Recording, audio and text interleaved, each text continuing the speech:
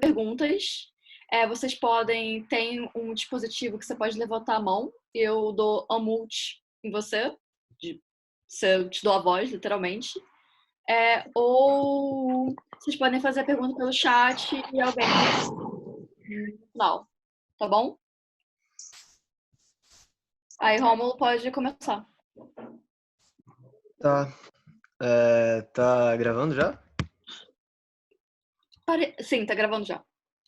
Tá, eu vou só compartilhar a tela porque eu queria mostrar umas imagens.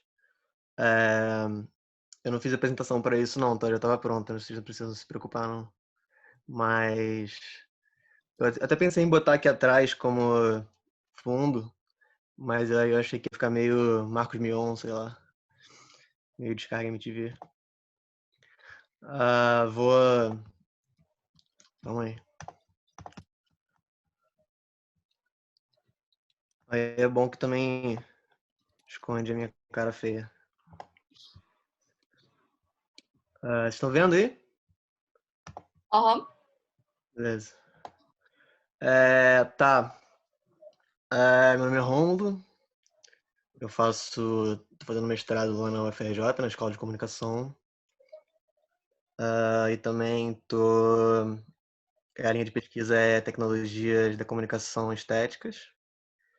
E atualmente também estou cursando o programa lá da New Center for Research and Practice. Mas a apresentação é mais ou menos a minha pesquisa de meio que minha dissertação, meio que minha qualificação da dissertação um pouco. Enfim, acho que a minha fenomenologia na apresentação é a fenomenologia do iPod na dissertação, mas eu abri um pouco aqui porque o pessoal costuma achar essa coisa do iPod meio obsoleta. Ah, e aí ficou uma fenomenologia do dispositivo portátil. Atualmente eu sou bem favorável à vulgarização da palavra fenomenologia, assim. Eu acho que dá para usar ela para se referir a qualquer meio que análise mais imaginativa de qualquer coisa, um pouco como o Bachelard faz com psicanálise. Então, por exemplo, acho que dá para falar muito bem do Petkovic, por exemplo, como um comentarista de futebol que faz uma fenomenologia do futebol. Eu gosto dessa vulgarização. É, um pouco como aconteceu com a ontologia, eu acho. Eu sou totalmente a favor. Apesar disso, o trabalho aqui está como fenomenologia no sentido acadêmico mesmo, de um método e tal, e a gente vai conversar um pouquinho mais para frente, eu acho, sobre isso. Apesar do meu trabalho ser bem pouco acadêmico, assim, no sentido de monográfico e os pianos, assim, acho que ele é bem especulativo, bem enrolação na grama, como diz um colega meu aí do Twitter. Mas enfim, vamos ver se a gente consegue fazer uma coisa legal. Tá, o meu objeto de pesquisa é meio que o funcionamento experiencial, assim, dos dispositivos de escuta portátil, que seriam esses dispositivos de escutar música portáteis mesmo, dispositivos móveis, né? Como eu falei, meu objeto mais na dissertação é mais sobre o iPod, então se eu ficar falando iPod aqui, é mais por vício mesmo da pesquisa. Você pode considerar todos os dispositivos de escuta portátil, mais porque o iPod eu acho que é meio que um símbolo de uma virada nos anos 2000, eu acho que é meio paradigmático. Mas eu também acho que, por exemplo, o Spotify, ele basicamente tem o mesmo modo mesma condição de escuta do iPod, mais ou menos. Porque eu tô falando mais aqui de uma relação entre o homem e a máquina, mais do que entre o homem e o programa. Então, eu não ligo tanto, assim, pra, tipo, a diferença entre, antes você tinha que sincronizar, agora você ouve online, tipo, essa diferença acho que não faz tanta diferença na hora de você escutar a música. E porque eu tô mais interessado mesmo na estética, assim, o que acontece com a música quando você escuta ela em movimento e repetitivamente, como a gente vai ver. Então, eu acho que também estudos do som geralmente estão bem focados em uma coisa mais, meio que uma sociologia da música, meio que tentar entender o funcionamento do gosto e tentar entender a música meio que dentro de uma rede de relações, em relação à pirataria e tal. Mas aqui o meu objeto é mais estético mesmo. Até por isso a fenomenologia eu acho que é uma saída boa. E para mim as duas especificidades, que eu acho que é inclusive compatível, todos os dispositivos de escuta portátil têm essas duas coisas, e que são específicas dessa experiência estética desses dispositivos, é escutar com autonomia de movimento e escutar com autonomia de repetição. E aí a gente vai desdobrar um pouco essas coisas. Repetição, principalmente porque a gente consegue escutar quando a gente quer e repetitivamente. Isso é uma coisa muito nova. A capacidade de guardar, de estocar a música, tem menos de 100 anos. E é uma coisa que muda, que é meio que paradigmática mesmo. Porque o Bernard Stiegler chama isso de retenção terciária. Para ele é uma categoria meio que da experiência mesmo, nova, assim. Porque ele vai extrapolar meio que as categorias de retenção primária e retenção secundária do Husserl, que seria, tipo, retenção primária é a capacidade de escutar uma nota que acabou de passar como uma nota do presente, e uma nota que vai ressoar ainda como numa ressonância no presente. Então, uma capacidade de escutar o passado, presente e futuro meio que como um instante que é meio contínuo, que é meio que uma duração. Então, essa é a retenção primária, que é a capacidade meio que perceptiva humana mesmo. E a retenção secundária seria a própria memória, a capacidade de voltar às coisas, meio que a lembrança mesmo, e reimaginando essas coisas. E aí, para o Stigler, tem uma terceira categoria, que é a retenção terciária, que só começa com o cinematógrafo e com o fonógrafo, que é a capacidade de guardar esses tempos tecnicamente. Assim, antes você conseguia... Todos os objetos culturais são meio que próteses onde você guarda as coisas. Né? O livro já é se guardando uma experiência. Mas o fonógrafo e o cinematógrafo conseguem realmente estocar tempo, assim, tecnicamente, perfeitamente. E isso é diferente. E acho principalmente o iPod, assim, porque o iPod é clicável, assim, então a repetição é muito mais comum. Por exemplo, no vinil você teria que voltar lá no vinil, botar de novo. Para você ouvir uma mesma música várias vezes, você teria que ser meio que obcecado. O que até acontece, assim, na cultura de fã, mais ou menos, mas mesmo a cultura de fã é uma coisa muito recente. Então, tem uma coisa nova aí nessa capacidade de ouvir música várias vezes, a mesma música várias vezes.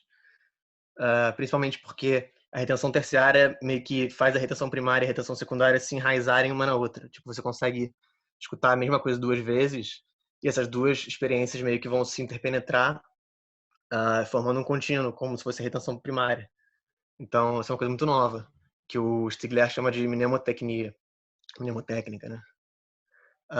Mas o que acontece é que cada vez que você ouve essa música de novo, a música meio que se desloca e você descobre novas relações entre as notas e parece que é uma música nova.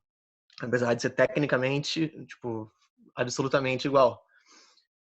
Então, cada vez que você repete a escuta, você meio que produz diferenças dentro da música e com isso vai criando meio que um espaço dentro da música, que é um espaço inextenso, um espaço intensivo, que não é musical, assim. E o Michel Dufresne, que é acho que uma das grandes referências da minha dissertação, ele fala muito sobre esse conceito de mundo, o objeto artístico como um mundo, no sentido de que dentro de uma música, por exemplo, teria várias formas e cheiros e gostos não musicais que você tentaria sempre meio que descobrir assim quando você escuta uma música. E que esse mundo seria o que o crítico de arte tenta descrever quando ele descreve uma música. E a única forma de tentar passar essa música para outra pessoa seria descrevendo esse mundo contra-musical dentro da música. E eu acho que aqui essas duas imagens, vocês conseguem ver a setinha que eu tô... Não, né? Consegue? Essas imagens aqui são dois trabalhos do Max Neuhaus chamados Soundworks, em que ele tenta desenhar músicas. E é um pouco por aí, assim. A música tem umas imagens dentro dela. E, enfim, e isso aqui é uma imagem famosa do Bergson, do Kone, que é como ele descreve o tempo, assim, para ele o tempo é essa capacidade de atualizar vários estratos de passado de uma forma mais profunda ou menos profunda cada vez, de acordo com a sua contração da memória. Então é o fato de que a música, quando você ouve ela repetitivamente, você descobre mais estratos da música. E principalmente quando você repete muito, esse mundo vai mudando tanto que ele parece que é vivo, assim. Ele parece que ele tem a própria fauna e a própria flora e as próprias relações entre seres e narrativas dentro dele. Meio que tem uma morfologia flexível dentro do mundo, por causa da repetição, porque cada repetição ele parece diferente. E ao mesmo tempo, inversamente, a repetição produz meio que fantasmagorias nos próprios objetos do mundo. Você atrela a música às suas jornadas, aos seus locais, aos momentos do dia. Por exemplo, a cada vez que você escuta uma música, uma mesma música no mesmo lugar todo dia, essas duas coisas ficam meio que atreladas. Então, quando você ouve a música repetitivamente, você meio que embrenha os momentos da sua vida e constrói esse mundo com esses momentos da sua vida. E, ao mesmo tempo, ele é um mundo que já está lá, porque é um mundo da própria música. Então, é meio que escavar a música e construir a música ao mesmo tempo, com esses pedaços de vida que você vai depositando ali dentro. E depois você pode voltar à música e redescobrir esses pedaços da sua vida, meio que livre das preocupações que você tinha na época, assim. É como, tipo, você ouve muito uma música e aí um ano depois você escuta de novo e aí você recupera aqueles momentos que você deixou lá dentro, porque eles estão meio que curados. Porque a música meio que funcionou como uma caixa onde que rolou uma espécie de terapia, uma pedagogia mnemônica. Porque a música meio que cristalizou esses momentos e fez você encontrar uma ordem musical dentro de um caos macrocósmico, assim. Eu acho que isso acontece com outros dispositivos de retenção terciária também, tipo quando você vê um VHS de antigo de família, por exemplo, você consegue meio que entrar naqueles momentos sem o que seriam as pressões daquela época, enfim, você consegue ver aquilo ali meio que, de uma forma meio transcendental.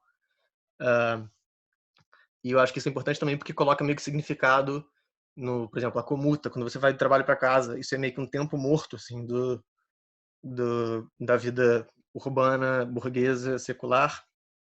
Quando você escuta música, você consegue meio que extrair significado disso ou impor significado a esses momentos. E o segundo aspecto é a música como movimento. Eu acho que nessa dinâmica de ir colocando os momentos na cidade, é meio que a cidade já vira meio que uma mídia, que você consegue armazenar dados, memórias lá, e distribuir e deletar esses dados. Mas também escutar música em movimento, meio que a cidade vira meio que uma interface, meio que um cenário que você pode entrar, e a cidade pode ser vista como meio que uma paisagem. Eu acho que tem vários conceitos aí que dá para trazer, tipo de nomadismo, flané, esse tipo de coisa. Mas eu acho que o mais importante também para mim, pelo menos, é como escutar música em movimento diferente de meio que fazer as coisas em movimento diferente de ver o movimento, porque o seu corpo todo está implicado no movimento. Então você não escuta só com o ouvido, você escuta com o corpo todo. E meio que você mistura o seu próprio movimento com o movimento da música, porque a música também é um movimento. O Bachelard, no livro dele sobre Ar e os Sonhos, que não sei se tem tradução no Brasil, mas ele fala bastante sobre isso, a questão do movimento, o que ele chama de indução participativa, que é o corpo se movimentando. E também o fato de se escutar música em movimento, você cria meio que essas interioridades, assim, você consegue criar com o iPod meio que umas moradas esferológicas que enfim, você cria um espaço sonoro em volta de você, em contraposição a um fora, que seria da cidade. O Michael Bull, que é um cara que estuda bastante o iPod, chama isso de bolha de som, a capacidade de criar um, um, uma bolha mesmo em volta de você, uma bolha sonora. Que a rigor, na verdade, é o headphone que faz, né? Porque o headphone... Quem tá desenhando, né? O headphone ele faz a música ressoar dentro do seu crânio, né? Dentro do seu cérebro, assim, meio como se ela estivesse saindo do seu cérebro mesmo. E, e o próprio Kittler fala bastante sobre isso, sobre como o headphone é uma tecnologia militar, na verdade, para meio que de controle da mente, assim, porque você está dentro da cabeça da pessoa, você está ressoando dentro da cabeça da pessoa. E eu acho que a festa também, eu acho que é um exemplo desse funcionamento em bolha, porque a festa, o som a música da festa funciona meio que como uma bolha comum, em que as pessoas ficam meio que numa mesma interioridade, e meio que a ideia de sintonia comum, meio que essa ideia também da bolha. Enfim, e o rádio eu acho que já funciona assim um pouco no carro. O rádio cria uma interioridade do carro, em oposição à exterioridade da rua, a coisa pública da rua. Mas eu acho que no iPod é muito mais radical isso. Como se fosse uma mônada mesmo, o iPod. E o Michael Bull chama de solipsismo mediado esse efeito. E eu acho que, enfim, é um espaço de habitação mesmo que o iPod cria. E que eu acho que tem uma metáfora boa do Flusser no Naturalmente, em que ele contrapõe o voo do avião ao voo do passarinho. Porque ele critica um pouco o avião, porque ele diz que o avião roubou a gente do sonho de voar. Porque o avião não realiza o sonho de voar. Porque o sonho de voar é também um sonho de voar verticalmente, e é um sonho de voar meio que individualmente, não é um sonho, não é um voo coletivo. E também o avião tem toda uma série de protocolos, enfim, para você entrar nele. E eu acho que a relação entre o rádio, o carro e o iPod é meio que a relação entre o avião e o passarinho. O iPod você realmente ser livre para ir para onde você quiser, e para meio que encaixar um dispositivo de velocidade no outro. Assim, você pode estar ouvindo música no carro, você sai, pega um ônibus, você anda de bicicleta, você anda na rua. Cada uma dessas experiências é um agenciamento de escuta diferente, é um tipo de escuta diferente, mas você pode justapor eles e intervalar e fazer como você quiser. Essas duas imagens são duas instalações. Essa aqui da esquerda chama Le Bus, do Jean-Louis Boissier, em que ele faz uma projeção de cinema que, na verdade, é na janela de um ônibus, né? Isso aqui, na verdade, é uma sala, né? Como se fosse uma instalação no museu. E tá passando um filme aqui. E essa aqui na direita é uma instalação do Jeffrey Shaw chamada EVE, que ele projetava os filmes dele nessas bolhas com as pessoas dentro. Então, por aí. E o terceiro aspecto, que eu acho, na verdade, mais importante, é como a música, quando você está escutando em movimento, faz cinema, digamos assim. Na verdade, o automóvel já é meio que um dispositivo de cinema. Tem muita gente que fala isso, o Virilio, o Hitler mesmo, porque ele torna a cidade uma imagem do que está fora do carro. E o carro é já bastante usado no cinema. Assim, você vai ver o filme do Kiarostami, por exemplo, ele cansa de usar o carro como um espaço meio que de fora da cena. Não necessariamente meio que de extracampo, mas de meio que um espaço que não é coibido pela cenografia, digamos assim. E eu acho que o iPod é mais radical do que o carro ainda, porque ele cria tudo que está fora do corpo vira uma imagem. Na verdade, toda a minha dissertação é uma tentativa de entender esse momento em que parece que a gente está num videoclipe, que é um momento muito comum e que as pessoas costumam achar irrelevante, mas que eu acho significativo, porque para mim tá num filme, quando você é um personagem no filme, você está justificado, assim. Um personagem de um filme e a vida dele é significativa. Então, se parece que a gente se a gente é um personagem no filme, possa ser porque em alguns desses momentos parece que a vida vale a pena, parece que a vida é significativa de fato. Enfim, e também porque eu queria pensar um pouco esses dispositivos de cinema que não são uma forma de cinema de fato, que não são tipo uma tela monocanal, um espaço escuro com umas poltronas acolchoadas, onde todo mundo está fazendo silêncio, tem um ar-condicionado e tem um começo, meio e fim o filme, e, enfim, todas essas condições de uma instalação que seria a forma cinema. Por exemplo, muitos dos brinquedos ópticos da época da invenção do cinema meio que faziam esse efeito de cinema também, mas sem precisar de todo esse aparato de instalação do que a gente considera o cinema hoje.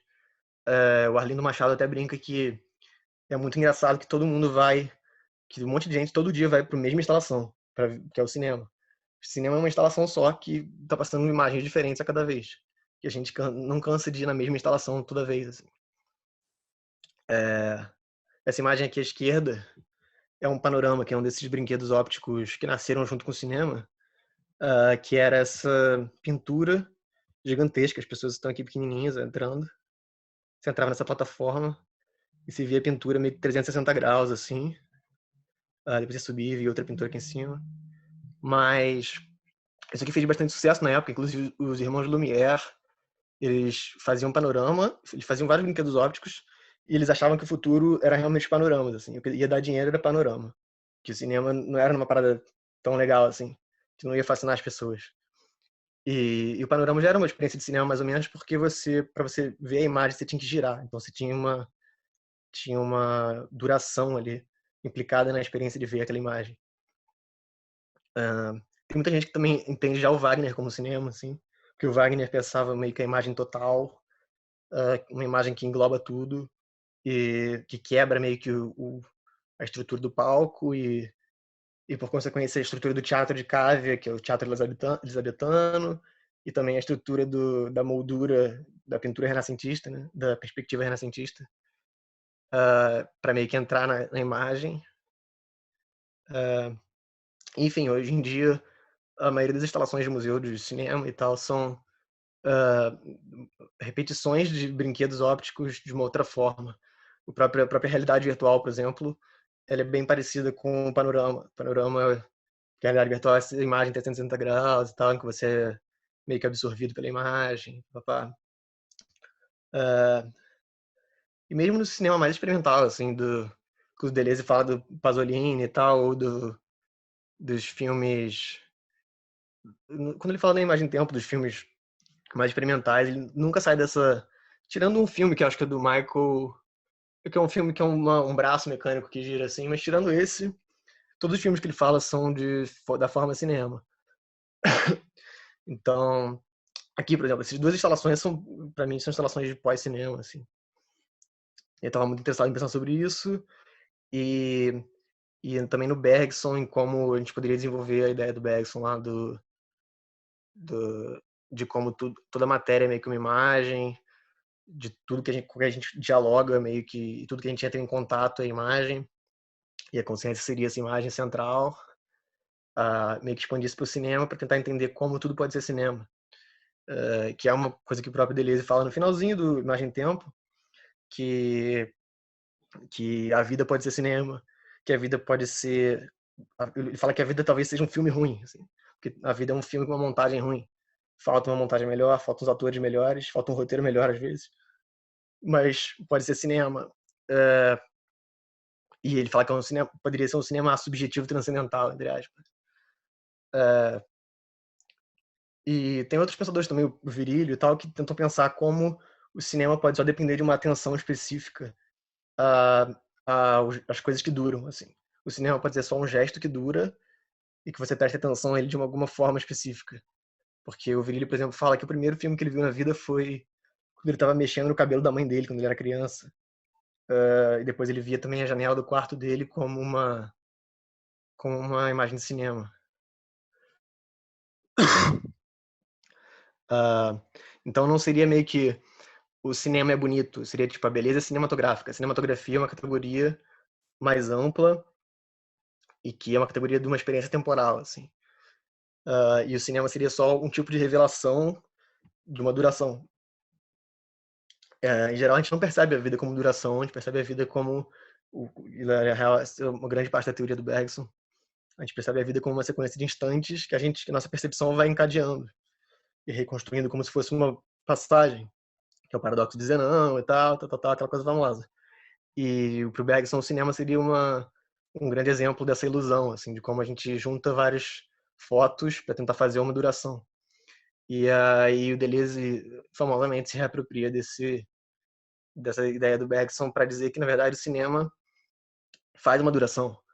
É justamente o contrário. Porque, por exemplo, quando uma atriz sorri, o sorriso muda toda a cena, não muda só. Tipo, o sorriso não pode ser decomposto em cada uma das suas partes, porque ele muda a cena como um todo. E é como se fosse uma melodia, por exemplo. Quando você ouve uma melodia, se você ouve várias notas e a nota final tá errada, a nota final meio que estraga todas as notas anteriores. Então, a melodia é meio que um contínuo. Ela meio que tem um plano de imanência na melodia. E pro Deleuze existe isso no cinema também, meio que o sorriso da atriz muda a cena como um todo. E pra mim, por que eu tô falando disso, né? Porque o resultado de ouvir música com os dispositivos de escuta portátil é meio que um efeito cinematográfico. Primeiro porque o iPod é totalmente acusmático. Acusmático é um termo que significa que o som tá distante da fonte, você não consegue ver a fonte do som. Você não tá vendo ninguém tocando enquanto você ouve a música, então parece que a música tá emanando da realidade. E também porque o som só é perceptível como duração. Então, quando você pareia ele com a realidade, se faz a gente perceber a realidade também como duração, ou seja, como cinema. Então, tipo, a música só é percebida como duração. Quando você coloca ela junto da realidade, você entende a realidade também como duração, e a duração da realidade é o cinema. Também porque a gente não consegue escutar sem ver, assim. Não existe nenhuma escuta que seja numa exterioridade pura. Mesmo quando você fecha os olhos, você continua imaginando coisas, e mesmo a imagem escura dos olhos é uma imagem, assim. Então não existe audição sem audiovisual, que é uma frase famosa do Michel Chion, essa. Ah, então, em algum sentido, é como se o iPod fosse um aparato de realidade virtual mesmo. Ah, porque ele substitui mesmo a realidade. Você pensa assim, ele está tirando toda a realidade auditiva e colocando outra por cima. É uma realidade virtual auditiva que quando você está vendo outra coisa também, também ela está integrada à música, à sua visão, entende? Então é meio que por aí a dissertação. E aí eu botei também dois problemas da dissertação, porque ainda estou terminando elas. Então eu acho meio que legal que eu tenho esses problemas e são as questões que eu estou mais interessado agora. A primeira era uma questão de método em relação à fenomenologia, porque sempre que eu falo essa tese para alguém, parece muito fácil responder assim: ah, não, você é condicionado porque você vê filmes com música, ou você vê muito videoclipe, e por isso você tem um efeito que é meio que pavloviano, blá blá blá. Pode ser, assim. Mas para mim é muito mais interessante pensar sem recorrer a essas causalidades, assim. Tentar pensar para fora, para além, pra pensar adiante, assim. Vamos assumir que existe um efeito mágico, que é colocar a gente num cinema processual infinito, e, e aí a gente pensa as consequências disso, que a gente pode elaborar a partir disso. Que isso pode ser interessante. Tipo, não pensar como o videoclipe é condicionante dessa experiência, mas tentar entender o videoclipe como uma extensão dela, assim, como, tipo, por exemplo, o videoclipe pode ser uma forma dos artistas fazerem as pessoas terem a ideia de como a música deles pode ser cinematográfica, que cinematografias tem dentro dessa música, entende? Então, imaginário ou não, assim, esse efeito é interessante a gente prolongar ele e ver o que pode encontrar no possível, assim. Pegando o que a Isabel Stengers fala sobre William James numa entrevista aí, ela fala sobre essa importância do possível, assim. Tentar pensar o que é mais, não tentar explicar as coisas.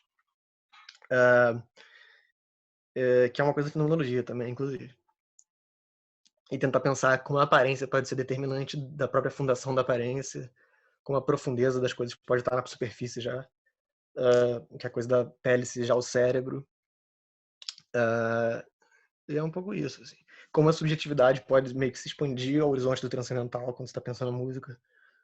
E, na verdade, eu escolhi a fenomenologia por causa disso mesmo. Eu acho que a fenomenologia vai voltar, na verdade. Penso que ela é tipo um Kafka, assim, no sentido do Kafka e seus precursores, que tem muita coisa ainda que vai surgir, que vai revelar a fecundidade da fenomenologia. Eu acho que essas novas ontologias, por exemplo, já estão fazendo isso. E principalmente pensar como essa pesquisa, na verdade, é uma pesquisa de meio que afetivo, de interesse afetivo. E então, por isso a fenomenologia. E tem uma anedota famosa do Bachelard que ele fala sobre como a diferença entre o ornitólogo e o, e o fenomenólogo é que enquanto o ornitólogo tenta descrever o ninho e tal, fazer meio que uma ciência, pegar os dados sobre o ninho, botar numa matriz e tal, interpretar, o fenomenólogo tenta descrever a experiência, o que ele sentiu da primeira vez que ele viu um ninho quando ele era criança. Então é um pouco isso, assim. Tentar juntar um pouco de interesse afetivo no interesse de pesquisa, o que pode calhar em falta de rigor, mas eu acho que é uma consequência menor, assim. E outro problema da pesquisa é tentar entender como essa... Tentar entender porque eu acho que, na verdade, essa teoria toda só funciona, ou funciona muito melhor, se a gente está falando de música tonal e de música meio que de montagem, que seria música pop atual, assim. Porque quando você pensa em músicas, a música experimental, a música do que seria a música pós-tonal, assim, serialismo, minimalismo, é, a música concreta, todas elas rompem um pouco com essa duração direta, assim, duração, digamos, racional, e criam um outro tipo de duração. Eu não sei se isso tudo acontece quando você está escutando uma música concreta. Eu acho que não. Então talvez seja um problema isso. Tentar entender também como o surgimento dessas músicas de produção maquínica meio que altera a experiência de escuta. Então, eu acho que é isso. Quanto tempo foi? Tá bom? Tá bom. Acho que foi uma meia hora, assim. E eu acho que o Humano já tem uma pergunta. Eu vou dar. Humano?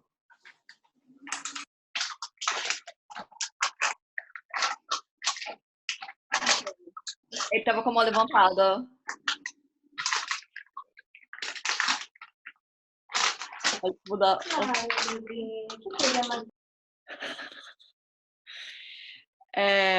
O André tem uma pergunta.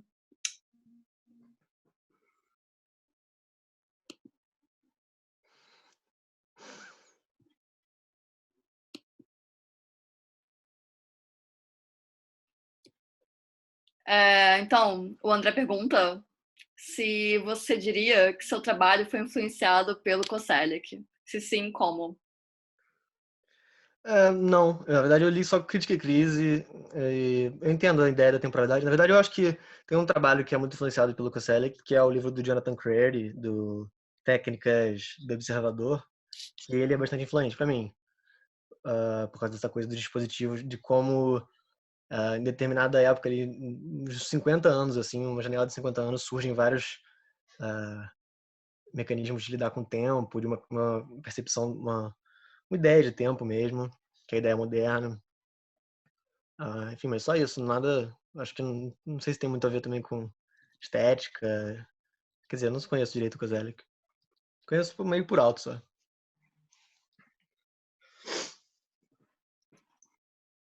Alguém mais? Tem alguma pergunta? Nope. Gente, por favor. Carlos Ribeiro. Pode falar mais sobre a questão de como o tipo de música pode proporcionar mais ou menos a experiência que você está discutindo na sua tese? Como cada tipo de música, é isso? Ah, Na verdade, a ideia era fazer a música no geral, assim, mas no meio da tese eu comecei a perceber que na verdade não. Mas eu acho que a maioria das músicas que a gente ouve, assim, músicas que são hegemônicas, assim, que são música pop, rock, essas coisas, todas as músicas pós 67 e a música clássica tonal e tal, até Debussy, acho que dá no mesmo, porque a duração da música funciona da mesma forma. Eu acho que já, por exemplo, no Eric Satie já começa a ficar diferente, porque tem um elemento performático da coisa. Mesmo no Mahler, quando você pensa no a Canção da Terra, que no final já é uma repetição infinita, já cria um loop. Eu não sei como, não sei se seria o mesmo tipo de duração do da música tonal e da música que vem depois, música popular, que seria a música de montagem ou música das simultaneidades, que é essa música que a gente ouve mais comumente, música popular.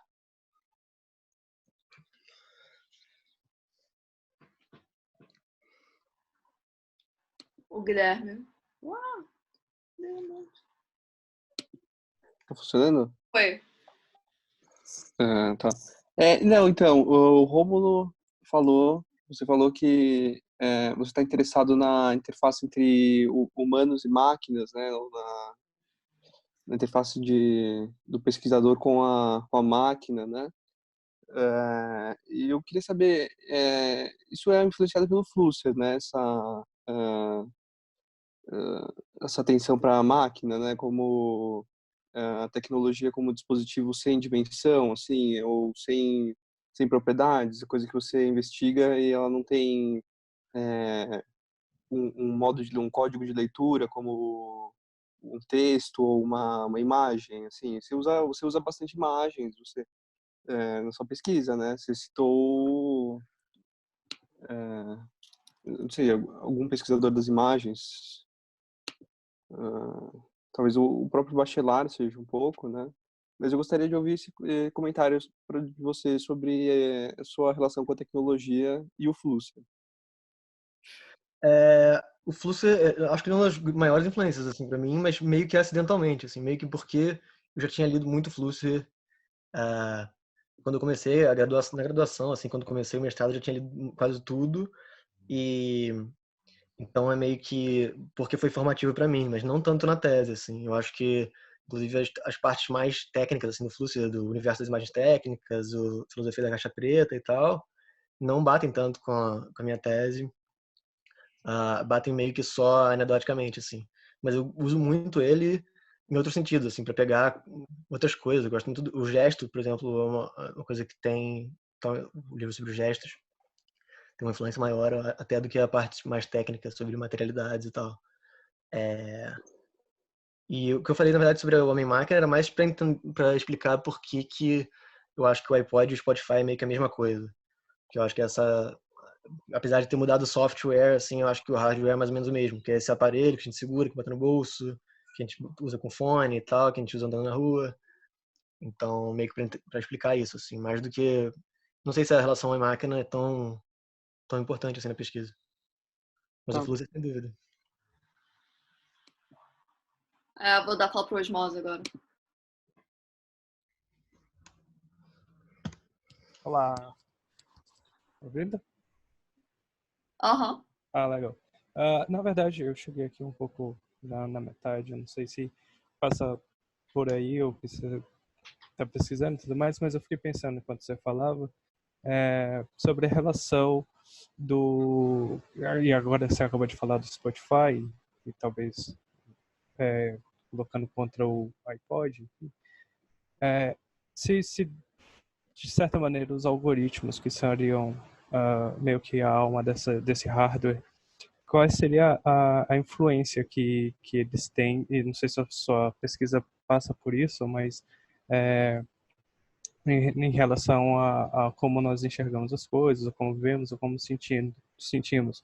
Porque, bom, há algum tempo atrás, quando a gente não era tão influenciado, sim, por algoritmos, a gente tinha toda uma busca, um acesso, uma descoberta das músicas, ou encontrava coisas assim. E agora, com os algoritmos, cada vez mais a gente se torna condicionado por aquilo que as coisas que a gente vai gostando e desgostando vão, vão sendo indicadas pra gente. Então, na real, não sei se você pensa por isso, mas tem algum envolvimento da sua pesquisa com algoritmos e essa influência que eles trazem? Então, eu comecei a pesquisa querendo fazer muito sobre isso, assim, sobre uma coisa de dispositivo de escuta portátil, entrando nisso. E aí eu comecei a fazer já comecei a escrever um capítulo sobre isso, e eu percebi que não tinha muito a ver com o resto da dissertação, assim. Que seria uma coisa que seria uma dissertação nela mesma. Eu acho bastante interessante, né, essa coisa da curadoria artificial e tal. Tem bastante coisa para pensar. Ah, e tem um artigo escrito que eu estou tentando publicar aí, que é esse capítulo que eu escrevi e depois separei, mas eu não sei se é tanto isso que eu quero entender, assim, porque eu acho que isso é mais de relações que estão fora da música, assim, então é mais sobre a sociologia sobre como a gente processa a música, assim, socialmente falando, mais do que sobre a experiência estética em si, apesar de ter uma coisa de perder a autonomia, assim, um pouco, porque você está escutando meio que sem saber o que você está escutando, vai passando direto. Mas eu acho que eu preferi encontrar as compatibilidades, assim, e fazer uma coisa meio que sobre a experiência, sobre a escuta mesmo, do que tentar encontrar diferenças e cair nessa praia do algoritmo, porque eu acho que daria outra dissertação completa. Ok, valeu. Eu vou ler a pergunta de Pedrinho Cícero. Como você acha que é possível relacionar a terceira retenção, no caso cinema, com as outras, via Bergson? no entendimento dele do que é cinema e sua relação com a segunda retenção, memória e pensamento. Nesse caso, é possível dizer que essas retenções se sobrepõem? É, o Bernard Stiegler, na verdade, tem um livro inteiro dedicado a discutir isso, assim, porque ele diz que no Husserl e no Bergson houve uma separação entre percepção e imaginação, que seria a percepção seria a retenção primária e a imaginação seria a retenção secundária, e que, na verdade, a retenção terciária mostra que essas duas coisas estão embrenhadas, assim, que não dá para separar, que na percepção já tem um meio que um lapso de descentramento, assim, que causa coisas aleatórias entram na sua percepção, e na imaginação ela tem uma coisa tem uma tendência perceptiva também. Por exemplo, quando você, é aquilo que eu falei, de quando a gente escuta uma música duas vezes, as duas memórias meio que se entroncam e tal. Não sei se foi essa a pergunta. É porque o Bergson tem um entendimento bem reacionário sobre o cinema mesmo, assim, mas que a maioria das pessoas pega mesmo pelo Deleuze, que inverte tudo. Então, o Deleuze já começa a pensar como a vida, meio que o nome do livro não sei se tem em português, mas é Técnica e Tempo 3, Tempo Cinemático e a questão da doença. Techniques and Time 3, não sei como é que é em francês. Techniques and Time 3, Cinematic Time and the Question of Malaise. Bem legal, assim, apesar de ser meio também tecnofóbico, assim, ele fala bastante sobre como a televisão cria um tempo homogêneo para todo mundo, assim, porque ele parte da final da Copa do Mundo de 98 sobre como a televisão é um dispositivo de retenção terciária que meio que homogeneiza as consciências, assim, porque essa parte já começa a meio que se separar dele, assim. Mas tem essa coisa de como a televisão é uma influência, porque ela tem o mesmo fluxo da consciência e tá todo mundo vendo a mesma coisa, esse tipo de coisa assim. Ok, vou. Eu tenho uma pergunta que eu acho que é um pouco diferente, mas enfim, acho que no início você estava falando sobre a questão de como o papel, sei lá, o efeito, né, dessa portabilidade seria uma espécie de sentido que se dá à vida, né, uma coisa assim, né, de que você constrói uma espécie de indivisibilidade, tem a ver com essa indivisibilidade da música que é projetada sobre ações. Na verdade, são duas perguntas, né? Primeiro se a relação de sentido tem a ver com uma projeção de uma espécie de indivisibilidade da música, que talvez aparentemente ficaria mais, na aparência ficaria mais indivisível, e a nossa vida é completamente fragmentada, e aí ela projetaria uma indivisibilidade, e aí seria o sentido. E a outra pergunta, que na verdade era a pergunta que eu queria fazer, era se isso tem alguma coisa a ver com, que me lembrando muito da ideia de exercício espiritual do Pierre Hadot, no sentido de um tipo de prática que dá sentido à vida, né? Se você acha que isso é uma prática que poderia ser mobilizada, enfim, não sei se, sei lá, enfim. Na verdade, eu tô há tempo para ler o Pierre Hadot. Eu tô querendo ler ele há bastante tempo. Inclusive a parte a coisa sobre o Plotino, né? Sobre a coisa da visão e tal. Acho que talvez no doutorado essa tese toda vá para isso, assim, a questão da visão. Mas sobre a primeira pergunta, acho que é bem isso que você falou. Não sei se é uma projeção do significado ou se é uma revelação, assim. Talvez a gente revele o tempo como uma estrutura cinemática, mas a gente não consegue perceber isso quando a gente está vivendo. E a música a música é uma duração, ela é contínua. Quando ela se escuta a música junto com os movimentos das coisas, meio que a coisa parece uma duração. E o cinema faz muito isso, assim. O cinema, qualquer coisa que você filme, ela pode ser cinematográfica, que é meio que o argumento de uma galera, assim. E como qualquer coisa filmada meio que fica religiosa. Tem isso, Tarkovsky fala bastante sobre isso no Esculpir o Tempo. O próprio Edgar Morin também, naquele livro sobre cinema, ou O Homem Imaginário, sobre como meio que você pode filmar qualquer coisa e vai ser cinematográfico porque ela está filmada, então ela está registrada como duração, assim. E tem momentos da nossa vida que parece que são cinematográficos, assim, parece que tem uma mise-en-scène que se você tentasse você não conseguiria fazer, porque você percebe uma cinematografia da coisa, você percebe aquela coisa como ela durou, assim. Enfim, eu acho que a relação entre música entre vida e cinema é mais fácil de fazer do que entre cinema e sentido, entre significado, que já é um salto maior. Mas, sem dúvida, eu acho que tem uma espécie de revelação aí de uma condição cinemática que é latente nas coisas. O Mano perguntou se há Gumbras no seu trabalho, se há Gumbras no seu trabalho, como ele entra. Na verdade eu peguei o Gumbrich há uns 6 meses atrás, assim, eu gostei bastante dele. E aí eu peguei e fui lendo o resto das coisas, assim. Não sei. Eu tenho vários momentos em que eu coloco o Gumbrich, mas eu não lembro. São só citações não tão centrais, assim. Bem uma coisa de catar no meio. Assim, aquele texto dele sobre a dança, por exemplo. Porque tem uma parte da dissertação que é sobre um pouco como tem duas relações de escutar a música. Uma é de meio que essa suspensão, assim, meio que uma suspensão estética em relação às coisas. E outra é uma relação de fabulação, de tentar tirar sentido das coisas, que tem muito a ver com o modo como você escuta a letra, por exemplo, esse tipo de coisa assim. Então, tipo, quando você está olhando as coisas da janela do ônibus, escutando música, você começa a imaginar a vida das pessoas, um pouco isso, você começa a fabular. E o Gumbrich tem uma coisa sobre a dança e como ela tem duas... Então, o Gumbrich, a obra toda dele é baseada nessa separação entre uma que seria uma cultura de presença e uma cultura de sentido. E eu acho que a música faz essas duas coisas, assim. Tem um pouco uma coisa sobre o corpo também, aquela parte sobre a música como a escuta como uma prática que é do corpo todo, mas eu não sei se a Gumbrich entra tão central assim no trabalho. Tô vendo ainda, na verdade, porque eu gostei muito. Eu vou ver se eu arranjo uma forma de fazer caber.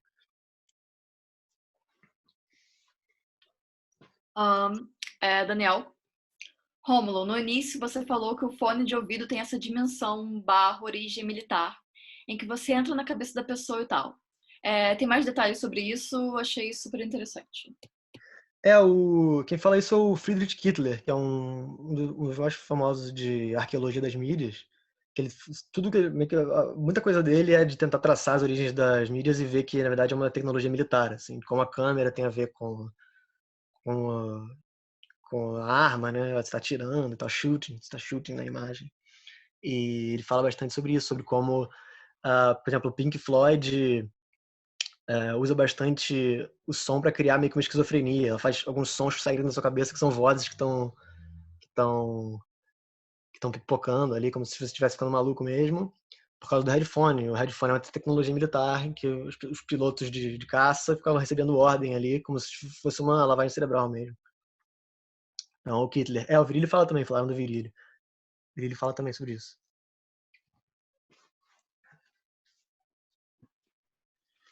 O Matheus.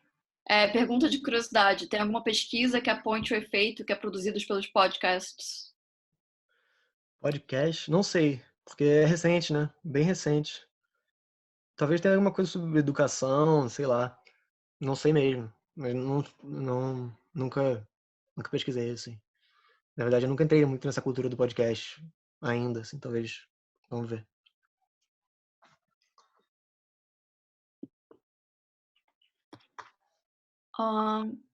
Pelo visto, ninguém tem mais perguntas. O Guilherme fez um comentário sobre o Paul Virilio. Não sei se você gostaria de falar sobre essa associação. Mas eu tenho uma pergunta. Se no caso de outras produções sonoras, noise, música tonal, você chegou a estudar como os tipos de notificações alteram a percepção e a retenção de tempo, de duração exatamente? Notação musical, de fato. Sair da Cada partitura. anotação faz perceber a música diferente? Sair da partitura e partir para outros tipos de notação musical. Na verdade, toda essa coisa da pós-tonalidade é muito uma coisa de romper com a partitura, né? Tem uma música que é gravada direto, assim, como se fosse os sons do mundo são gravados, você não precisa de partitura mais. Você tem outro tipo de música que é uma síntese, assim, são só frequências, você tá apertando botões e estão saindo frequências. Então, nenhuma das duas você precisa de notação. Mas sobre as temporalidades, eu acho que produz temporalidades diferentes, assim. Por exemplo, tem a música do Stravinsky, por exemplo, é bem... A música do Schoenberg é bem atemática, assim, você vai... São só temas que nunca se repetem, então não sei em que sentido isso alteraria o modo de repetição das coisas, assim. Mas também porque, sei lá. Enfim, na verdade eu não sei. Eu acho que só altera a duração, não sei de que maneiras, assim, muito. Porque tem duas coisas que acontecem. Você começa a ter muita repetição na música, você começa a ter muita música sem repetição nenhuma, assim, que eram duas coisas pouco comuns, assim. Mas não sei como isso altera a experiência especificamente. Cada alteração na duração altera a experiência. Não sei nem se tem uma equivalência, na verdade, entre essas coisas. Mas certamente o tipo de experiência que eu tô falando é de uma duração tonal e de uma duração da música pop atual, assim, que são meio parecidas. É uma duração direta, simples e tal. Que seria a duração meio que super sensível das coisas, uma música meio que é a música meio que histórica, né, que a gente conhece. Menos a modal, né? Talvez a modal seja diferente. Isso daria outra dissertação, tá, talvez. É, Mas, Pedrinho Cícero, como se relaciona essa questão cinematográfica que você cita com as teorias sobre cinema de Eisenstein, Bresson e Tarkovsky? o Bresson e o Tarkovsky eu entro porque eu acho que tem uma dimensão religiosa nisso, assim. Eu acho que essa experiência cinematográfica é meio que a experiência da música, da realidade, se Deus existe. Se Deus existisse, a realidade seria experimentada assim, dessa forma, significativa e tal. Até porque o cinema é uma realidade em que Deus existe. Assim. Deus é a câmera que filma as coisas, que dá sentido para as coisas fora das nossas relações e tal. Então tem uma dimensão aí de que isso é uma experiência meio que religiosa mesmo, sagrada. Não sei quem postou no Twitter um livro do Nathaniel Dorsky, chamado Devotional Cinema. Bem interessante sobre isso, falando sobre o filme de Bresson e tal. Mas como o cinema é meio que... Essa experiência da duração do cinema, de entender o cinema como duração, ela é significativa porque ela é como uma experiência religiosa, como uma experiência de mundo em que Deus existe. Assim. É um pouco isso, mas eu não entro tão fundo também não. Ele perguntou sobre o Eisenstein também. Eu nunca li o Eisenstein, só sei sobre a coisa da dialética e tal. Mas eu não me arrisco muito não, cara.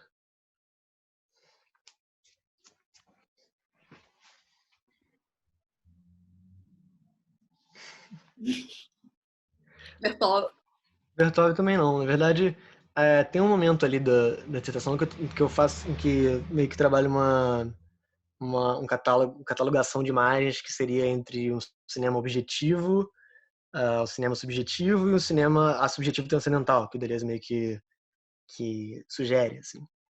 Então, o cinema objetivo é esse do Vertov e tal, objetivo, né? E que vai depois se desenvolvendo com a montagem, aí vem o Griffith e tal. E aí o cinema subjetivo seria o cinema pós-neorrealismo italiano, e aí teria um cinema subjetivo transcendental, que seria o cinema das instalações, cinema de museu, que o pessoal chama de cinema expandido. Então tem um pouco isso, mas não é nada tão restrito também. Eu acho que tem momentos em cada filme em que esses tipos de imagem meio que se sobrepõem um ao outro, tal. Tem momentos de cinema objetivo que são meio que subjetivos, esse tipo de coisa assim. Não é nada muito... Na verdade, essa é uma continuação da coisa que o próprio Deleuze fala sobre o Pasolini. Né?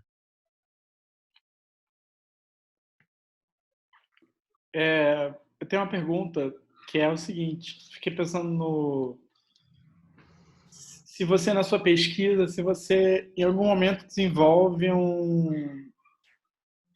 uma comparação histórica com a relação de outros momentos enfim, comparar como esse tipo de efeito era gerado em outros momentos, ou se a música os efeitos da música em outras situações tinham alguma função análoga, enfim. Na verdade, a pergunta nem sei se está muito claro, né? Porque, enfim, mas porque eu estava pensando assim que eu achei interessante da sua pesquisa é que, primeiro que de fato assim ela faz muito sentido intuitivamente, né? Eu acho que é uma hipótese muito muito boa, né? E ao mesmo tempo eu fiquei me perguntando se seria um papel novo para a música, né? Possibilitado por essa inovação técnica, ou se na verdade ela exercia essa função de formas análogas por outros meios, enfim. Na verdade, eu acho, não sei se fez sentido.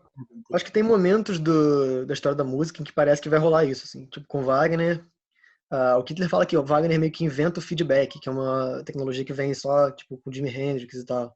Ele fala que o Wagner seria o Jimi Hendrix se existisse amplificador, assim. E, e aí tem momentos, assim, tipo, por exemplo, a música de Imobiliária do Eric Satie, eu acho que vai um pouco nisso, assim, de uma forma de ouvir música que é uma música que é uma ambiência, não é uma atenção direcionada para uma pessoa que está tocando a música, assim, uma música que está tocando no ar e que você convive com ela. Mas essa coisa só surge em teoria mesmo porque precisa de uma condição técnica para acontecer, assim, que é realmente o fonógrafo e aí tudo que vem depois, assim, o gravador de 4 fitas, todas essas coisas. E depois o headphone, né? Estou pensando numa coisa aqui que eu não tenho muita, muita noção da pertinência, assim, mas é mais um conjunto de coisas que eu tenho visto que constroem um vetor, assim, futuro na minha cabeça, que eu queria saber se a galera tem pensado sobre isso, se é por, se isso é uma coisa que faz sentido. Falaram da história do algoritmo, né, do algoritmo como parte da experiência curatorial e que, portanto, não seria tanto parte da experiência diretamente, provavelmente, assim, musical, estética, sei lá. Mas agora tem surgido umas coisas de algoritmos cada vez mais fazendo músicas, tipo, fazendo uma música como se fosse do artista tal, bota o algoritmo para escutar as músicas do artista, ele faz. E aí eu fico pensando se isso poderia significar, num futuro próximo, assim, aplicativos e dispositivos que, ao invés de a gente ter os artistas como autores que têm álbuns, que têm faixas e assim por diante, que a gente pudesse ir entrando num fluxo musical cada vez mais informado simplesmente pelas nossas preferências e que, tipo, se eu gosto de tal coisa e tal outra coisa, quando vê o negócio vai começar a fazer um mashup disso aí, segundo aquilo que, tipo, tu teria uma experiência extremamente individual e artificial da música. Não sei se isso é uma viagem. O que que tu acha sobre esse tipo Na de verdade, coisa? não sei porque. Eu não sei porque a música realmente é uma frequência, né? Não é como se fosse uma pintura que você tem que meio que produzir a coisa. A música meio que já é uma função matemática que está expressa. Então teve até recentemente um caso de uma galera que meio que fez todas as músicas possíveis, assim, eletronicamente e patenteou todas elas. Pra nunca mais poder ninguém fazer música. Mas obviamente isso é só meio que meio delirante, né? Não sei se é tão, sei lá, acho que no futuro muito, muito, muito distante, talvez, música tenha essa função anestésica, sei lá. Mas também não sei se a inteligência artificial. É uma questão de entrar na coisa da inteligência artificial, isso também. Não sei se a inteligência artificial é capaz de fazer uma música tão parecida, assim, com. Não sei se tem um elemento humano que é preciso ali entrar na coisa para funcionar, assim. É coisa da arte gerada por algoritmo mesmo, isso, né? Não sei se, sei lá, não sei se tem uma coisa do defeito mesmo humano que precisa entrar, ou o Spotify tá fazendo isso já, né? Tem essas playlists que você vai ver, são artistas que não existem, né? São artistas meio que. Tem esse artista com nome genérico, uma capa genérica, você pesquisa ele no Google, ele não é que não existe, assim. E ele tá nessa playlist de Feeling Well, aí você clica lá e tem essa música genérica de um artista que não existe, porque é o Spotify mesmo que tá ganhando o direito autoral da música. Mas, não sei quão distante isso estaria da realidade, assim. Oi, oi, eu tenho mais uma pergunta. Você falou do Panorama, né? Do Kaiser Panorama no começo. E ele era uma promessa estética, né? Ele era um dispositivo que ia chegar a uma nova, enfim, apresentar uma nova era da estética para o público, né? Uhum. E tem os teóricos dessa linha, né? Os da época. Não sei se você está se referindo também no trabalho aos teóricos dessa determinada época da estética, assim, o próprio Walter Benjamin, acho que seria um exemplo, né? Da reprodutibilidade técnica e tal. Eu acho que. Eu não entro muito na especificidade disso, mas na verdade nem conheço tantos teóricos que falem tanto sobre panorama. Assim, acho meio. Achava que era uma coisa meio talvez obscura teoricamente, assim, que o pessoal está recuperando hoje em dia, assim, mas Sim. não sei se o Benjamin. Não sei. Eu acho que na verdade o panorama virou meio que uma coisa de parque de diversão, né? Foi adaptado. Antigamente tinha vários panoramas. Tinha um panorama, por exemplo, que era um túnel gigantesco, que você entrava num trem e era uma imagem pintada no túnel inteiro, assim, como se fosse um trem, que é uma coisa que você tem hoje no parque do Harry Potter, na Disney, assim. Virou muito uma coisa de entretenimento, assim. Não sei se talvez a montagem do cinema tenha ajudado a tornar uma coisa mais complexa, ah, mas enfim, eu acho que hoje em dia o pessoal, os artistas contemporâneos, os artistas audiovisuais estão meio que tentando fazer com o panorama o que aconteceu com o cinema, assim, para levar a sério, para fazer esses dispositivos funcionarem como formas de contar coisas ou, enfim, formas de fazer coisas significativas mesmo artisticamente. Mas era É, minha promessa na época. porque ele remete à exposição universal, né? É Do, verdade. Sim. Mas é bem curtinho, né? o Benjamin fala pouco sobre isso, mas o Baudelaire, né, no escrito sobre o Baudelaire, ele fala bastante, né? Eu não O conheço. próprio é Não o conheço. é o pintor da vida cotidiana, né? O pintor da vida moderna, pintor da vida moderna. Vou procurar depois.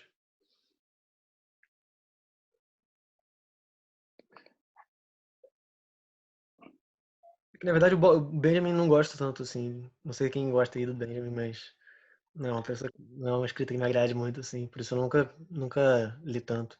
Só li mesmo aquele livro que chama Estética e Sociologia da Arte, um negócio assim, da Autêntica, que é uma coleção de textos aí. Oi, boa noite. Ah, muito legal a tua apresentação, embora eu admita que tenha sido um pouco difícil para me acompanhar, eu não estou tão acostumado com essa literatura. De início, eu queria fazer a pergunta que tu falou lá no começo da tua apresentação, que eu achei curiosa, eu queria ouvir tu falar um pouco sobre isso, que é por que tu apoia o uso mais livre de conceitos, para se dizer, como fenomenologia, etc. Além disso, eu teria outras 3 perguntas. Um é o pedido para tu falar um pouco mais sobre a noção de virtual e artificial que tu está usando. Quando tu usou, eu pensei nisso porque quando tu usou por um momento que o iPod ele meio que impunha uma espécie de realidade virtual. Virtual para mim está muito mais relacionado com tudo que é digital, computadores, etc. Então, e a relação aí que eu vi pela criação do mundo, embora o iPod esteja envolvido nisso, é muito mais pela questão da música propriamente dita do que ele. Enfim, gostaria que tu falasse um pouco mais sobre isso. Tu também, em algum momento, fez... Isso talvez nem seja muito significativo, mas tu fez um paralelo entre a relação do iPod, já que é algo muito mais individual e etc., que as pessoas, cada indivíduo pode escolher o repertório musical e etc. Tu fez uma relação do iPod à liberdade. Eu também queria que tu falasse um pouco mais sobre isso.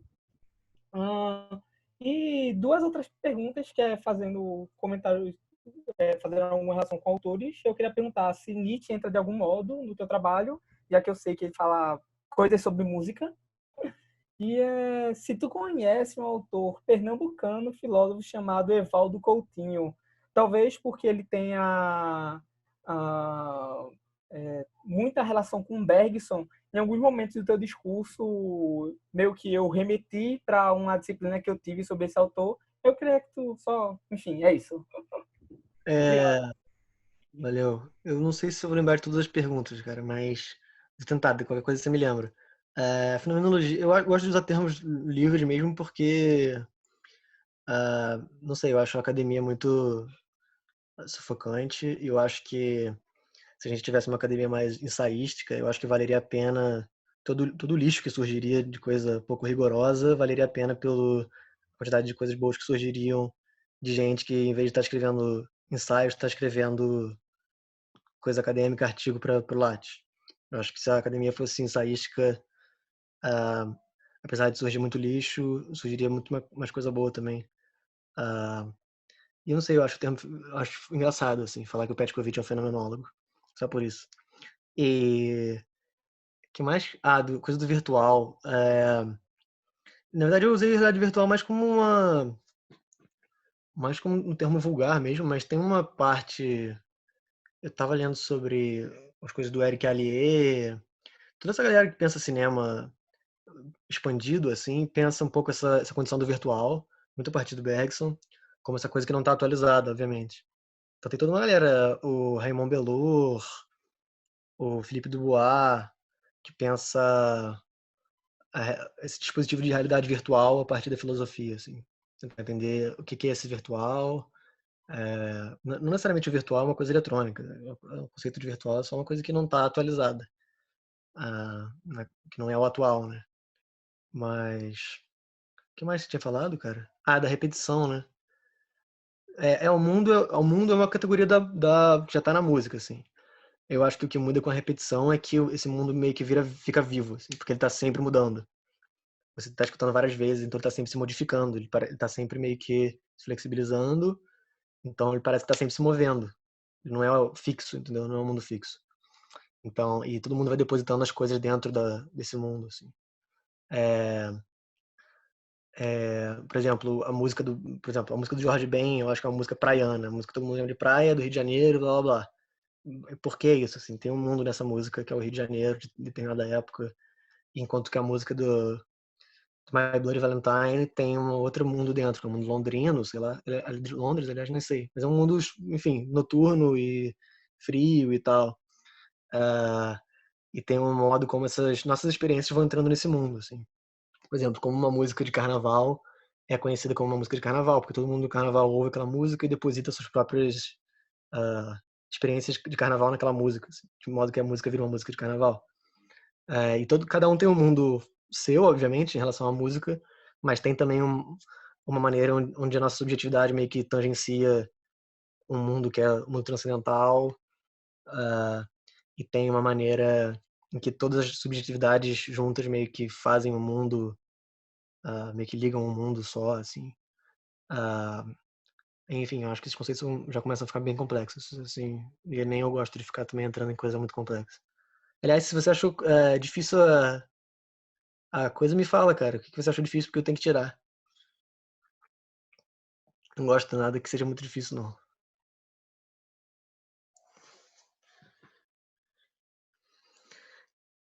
O que mais? Teve o Mano. Não, mas sério. Você falou no começo da sua apresentação sobre a acumulação virtualmente infinita de tempo dentro das mídias.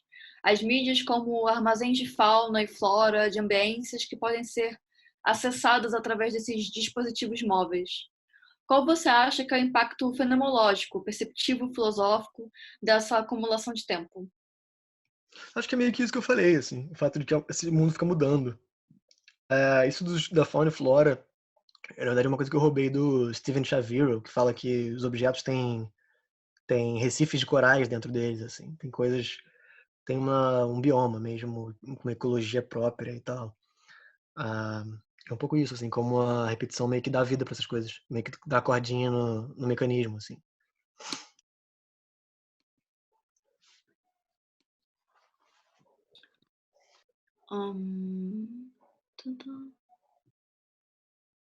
Humano agora. A música no fone de ouvido pode funcionar, criar mundo ou não. Como lidar com isso? Além de poder funcionar ou não, pode funcionar em diferentes gradações? Como lidar com isso? A experiência mágica, entre aspas, nem sempre se repete nas audições. Isso te interessa? Interessa, mas na verdade eu nunca tinha pensado tanto nisso, assim. Talvez, eu acho que isso é verdade, mas nunca tinha pensado nas consequências disso, assim, como algumas músicas podem criar mais mundo do que outras, assim. Talvez eu acho que algumas músicas têm mundos mais rarefeitos ou menos interessantes, assim, mundos que são comuns, que se repetem várias vezes. Ah, e meio que tem mundos que são nauseantes mesmo, assim, às vezes, sei lá. Mas não sei.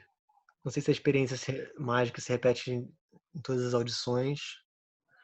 E nem se. Na verdade, não se repete, né? Mas não sei se todo mundo escuta nas mesmas gradações esse mundo. Não sei em que sentido uma música ruim, por exemplo, pode fazer um mundo fraco, sei lá, não sei, nunca pensei nisso.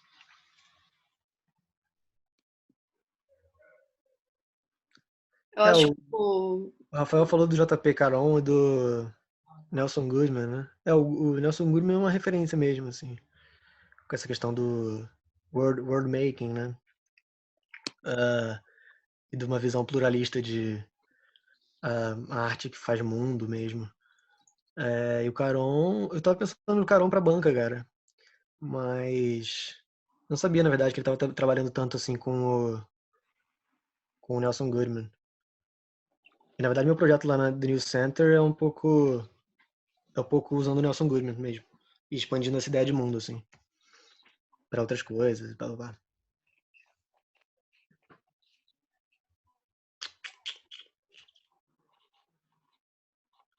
É isso? eu achei que o Micron ou tivesse outra pergunta, porque ele tá com a mão levantada. Mas eu acho que a internet dele deve estar meio ruim, de fato. Ele saiu, eu acho. Ele saiu. Só o Rafa que comentou que ele tá trabalhando sim. Acho que deu um curso na graduação esse semestre sobre. Sobre o Nelson Goodman. Legal. Legal mesmo. Principalmente também que o Caron trabalha essa questão das temporalidades, né? As temporalidades irracionais e tal da música. Talvez fosse interessante fazer com ele. Pelo visto, ninguém tá de mão levantada aqui, mas de fato, e acho que as perguntas se findaram, assim. É isso, então. Se você quiser concluir agora. Acho que é isso. Não sei se tem muito mais coisa, não. Acho que foi legal. Então, obrigada, Romulo. Foi de fato massa. Você tem os melhores fundos de tela.